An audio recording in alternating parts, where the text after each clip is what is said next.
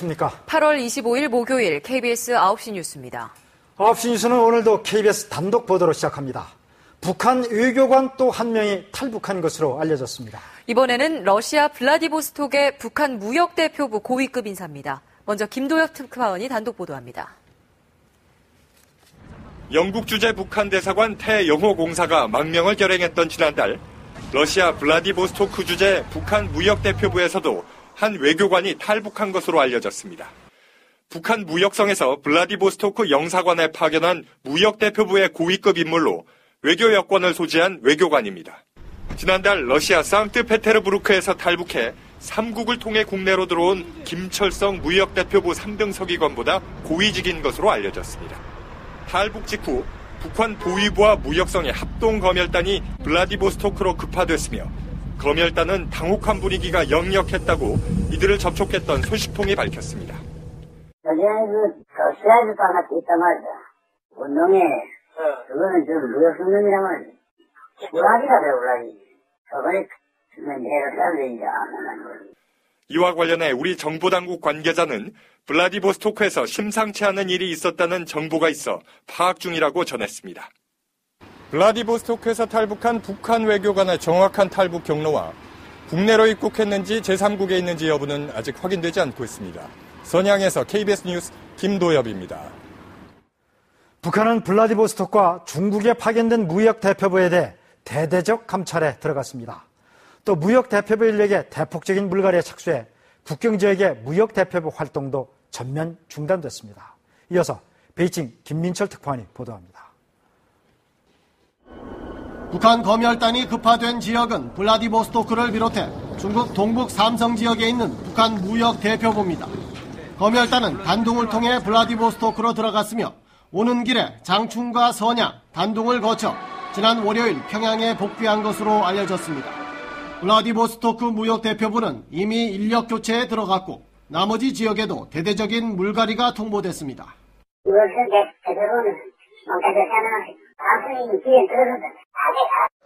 이에 따라 이 지역의 북한 무역대표부의 공식적인 활동은 전면 중단됐습니다. 이 여파로 다음 주에 중국 연길에서 열리는 두만강 국제무역박람회에는 북한 측의 참가가 전격 취소된 것으로 확인됐습니다.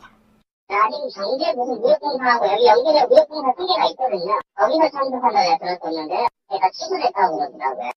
경제 제재의 타개책으로 접경지역 무역 활성화를 꾀하던 북한이 국제무역박람회 참가를 전격 취소한 건 이례적인 일입니다. 일단 북한 외교관의 망명과 탈북 그리고 이어지는 대대적인 검열에 해당 지역 북한 공관은 사실상 마비 상태에 빠졌습니다. 베이징에서 KBS 뉴스 김민철입니다. 지난 세기 강대국들은 세계대전을 치르며 보이지 않는 무기, 잠수함의 위력을 실감하게 됩니다. 체제 대결이 극심했던 냉전 당시 미국과 소련 두 강대국은 보이지 않는 전쟁, 잠수함 경쟁을 치열하게 벌였습니다. 우한솔 기자가 보도합니다. 물속에서 쾌속 항진을 해도 소리가 전혀 나지 않는 소련의 최신의 핵추진 잠수함 붉은 10호로. 갑자기 사라진 이 잠수함을 먼저 찾기 위한 냉전 시절 미국과 소련의 치열한 경쟁을 그린 가상의 영화입니다. 핵탄두를 장착한 잠수함 탄도미사일 SLBM을 갖춘 핵추진 잠수함은 지상이 초토화돼도 수중에서 은밀하게 상대국에 보복할 수 있는 최후의 전략무기로 꼽힙니다. 지상 발사 미사일은 요격이 가능하지만 잠수함 발사 미사일은 요격이 거의 불가능해 미국과 소련은 냉전의 정점에서 서로 상대방의 잠수함 전력을 무력화하기 위해 총력을 기울였습니다. 미국은 핵추진 잠수함을 소련 영해까지 침투시켜 핵미사일 장착 잠수함들을 일일이 추적했습니다. 이를 위해 항구 근처에서 수개월간 잠행하며 잠수함별로 고유의 음향 특성을 녹취하기도 했습니다. 그런 식으로 해서 녹음을 해가지고 평소에는 입력을 시키고 그래야 전쟁이 일어나면은 빨리 식별해가지고 공격을 할 거 아니에요. 이에 맞서 소련은 미국의 핵잠수함 활동구역에 주기적으로 폭래 공격을 가했고 간첩을 이용해 핵잠수함 관련 정보를 빼냈습니다. 잠수함을 둘러싼 긴장은 종종 물리적 충돌로 이어지기도 했습니다. 조용하기 때문에 탐지되는 거리가 굉장히 짧아요. 탐지가 어려워서 이제 충돌을 할 수가 있는 거죠. 냉전은 끝났지만 핵잠수함을 이용한 물밑 전쟁은 지금도 치열하게 진행되고 있습니다. KBS 뉴스 우한솔입니다. 햇빛 투과도는 바닷속으로 들어갈수록 급격히 떨어집니다. 수심 1m에서 해수면의 절반으로 줄고 10m만 들어가면 5분의 1 수준으로 감소합니다. 잠수함 탄도미사일 SLBM은 보통 수심 30-40m에서 발사되는데 이 정도 깊이만 돼도 육안으로 잠수함을 찾는 건 사실상 불가능해 음파 탐지기인 소나에 전적으로 의존할 수밖에 없습니다. 결국 소음을 줄여 자신의 존재는 숨긴 채 소나로 적 잠수함의 소음을 재빨리 탐지하는 게 대잠전의 핵심입니다. 자막 능력, 즉 누가 더 오랫동안 물속에 머물 수 있느냐도 중요합니다. 수면에 뜨는 순간 대잠 헬기 등의 표적이 될 수 있기 때문입니다. 디젤 잠수함은 소음을 줄이기 위해 축전지로 움직이다가 축전지가 방전되면 수면 위로 올라와 디젤 엔진을 돌려 충전해야 합니다. 그래서 자막 능력은 최대 2-3주 정도입니다. 반면 핵추진 잠수함은 사실상 무기한 자망이 가능해 SLBM 잠수함을 잡는 대응책 중 하나로 꼽힙니다. 대잠전 외에 북한 SLBM에 대한 우리 군의 다른 대응책은 어떤 게 있는지 장덕수 기자가 보도합니다. 북한 SLBM에 대비한 우리 군 전략의 핵심은 킬체인입니다. 위성 등 정찰 자산으로 북한 잠수함의 동향을 감시하다 도발 징후가 포착되면 선제 타격하겠다는 겁니다. 만약 북한 잠수함이 감시를 피해 출항하면 공중과 수상, 수중에서 이체적인 탐지 추적 작전이 펼쳐집니다. 이때 특히 효과적인 건 해상 초계기와 대잠 헬기를 이용한 공중 작전입니다. 디젤 엔진을 장착한 북한 잠수함은 주기적으로 수면 위로 떠올라 산소를 보충해야 하는데 이때 레이더나 육안으로 탐지해낼 수 있습니다. 음파 탐지 부표를 뿌려 잠수함의 소리를 추적하는 방법도 있습니다.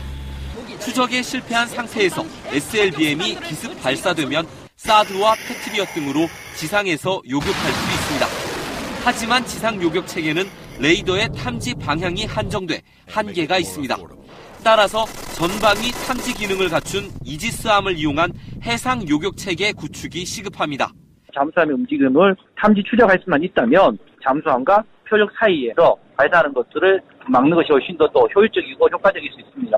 해군은 오는 2023년부터 전력화되는 차기 이지스함에 탄도미사일 요격 체계를 도입할 계획입니다. KBS 뉴스 잠수함 탄도미사일 발사 속보 전해드립니다. 북한의 시험 발사 하루 만에 관련 영상을 공개하며 대대적인 선전에 나섰습니다.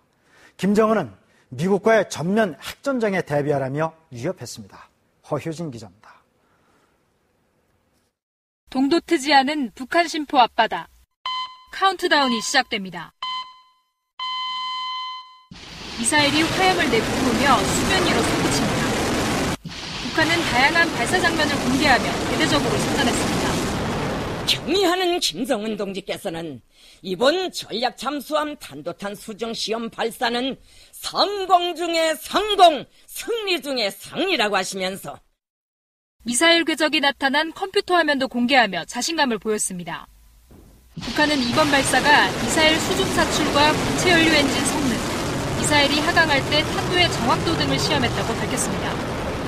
한껏 들뜬 김정은은 이번 시험 발사 성공으로 핵 공격 능력을 완벽하게 보유한 군사대국이 됐다고 주장했습니다. 그러면서 언제 일어날지 모르는 미국과의 핵전쟁에 대비하라고 지시했습니다.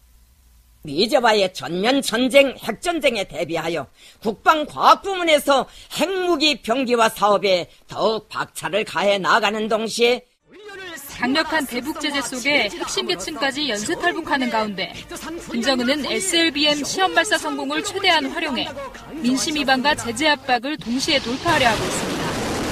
KBS 뉴스 허유진입니다. 북한은 이번 SLBM에 지난번 시험 발사에 성공한 무수단 미사일 기술을 대거 적용한 것으로 드러났습니다. 실전 배치를 앞당기기 위한 의도로 보입니다. 고은희 기자의 보도입니다. 북한이 공개한 SLBM 북극성 발사 장면입니다. 미사일 아랫부분에 8개의 작은 날개가 펼쳐져 있습니다. 무게중심을 잡아줘 비행 안정성을 높이는 그리드핀입니다. 지난 4월 발사 때는 없던 장치로 이번에 새로 장착된 것으로 보입니다. 북한은 이 그리드핀을 무수단 미사일에 장착해 2달 전 발사에 성공했습니다. 재도립 전투부의 명중 정확도를 비롯한 탄도탄의 핵심 기술 지표들이 작전적 요구에 완전히 도달했다는 것을 확인했습니다. 무수단에 적용된 대기권 재진입 기술도 북극성에 적용한 것으로 추정됩니다. 북극성의 탄두는 납작한 모양으로 무수단 미사일 탄두와 비슷합니다. 7,000도 이상의 고열에도 견딜 수 있게 제작된 탄두로 북한은 실험을 통해 재진입 기술을 확보했다고 주장한 바 있습니다. 핵모의탄두를 장착해서 대기권을 재진입할 때 핵탄두에 있는 기폭장치 정상적으로 작동하는지 추가적으로 점검할 것으로 전망되고, 북한은 이딴 시행착오 끝에 보존하기위해서 탄두까지 무수단 미사일 기술을 활용해 실전 배치용 북한판 SLBM을 완성한 것으로 보입니다. KBS 뉴스 고은입니다. 북한이 이번 시험 발사에 이용한 잠수함은 2,000톤급으로 규모가 작아서 SLBM을 한 발밖에 장착할 수 없습니다. 때문에 전략적 가치는 낮은데요. 북한은 따라서 SLBM을 보다 많이 탑재할 수 있는 3,000톤급 잠수함 개발에 열을 올리고 있습니다. 강나루 기자 보도입니다. 김정은이 지켜보는 가운데 북한 SLBM 북극성이 심포급 잠수함에 탑재됩니다. 미사일 탑재 장소는 잔망경 등이 있는 함교 부분입니다. 2,000톤급으로 작다 보니 함교를 관통해 단 한 발만 장착할 수 있습니다. 전략적 가치가 낮습니다. 3,000톤급 이상 잠수함은 함교가 아닌 잠수함 내부에 SLBM을 여러 발 탑재할 수 있습니다. 미국의 오하이오급 핵잠수함은 최대 24발까지 탑재하고 작전합니다. 이 때문에 북한은 새로운 잠수함을 건조하는 것으로 드러났습니다. 영국 군사전문지는 위성사진을 분석해 북한이 심포 바로 아래 새로운 기지를 건설 중이라고 확인한 바 있습니다. 미국의 대북 전문 매체 38로스도 같은 분석을 내놓아 이를 뒷받침했습니다. SLBM 자체만 개발 계획을 잡은 것이 아니라 잠수함 개발 계획도 동시에 진행이 되고 있다. 그래서 이 차기급 잠수함은 준비되고 있을 것이라고 보아야 할. 미국의 북한 전문가 조지프 버뮤대지 연구원도 북한이 현재 더 큰 잠수함을 개발 중이라고 밝혀 북한의 신형 잠수함 등장도 멀지 않은 것으로 보입니다. KBS 뉴스 강나루입니다.